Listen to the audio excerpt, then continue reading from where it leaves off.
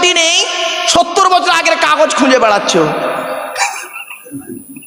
বুঝতে পারলেন না কথাটা?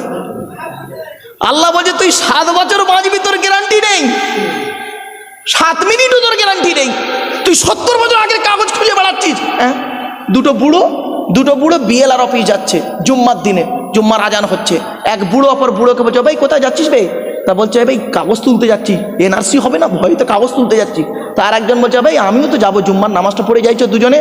তো এক বুড়ো অপর বুড়ো বলছে, তুই তোর নামাজ পড়, আমি চললুম।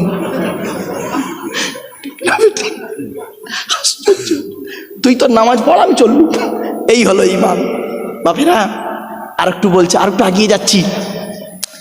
এই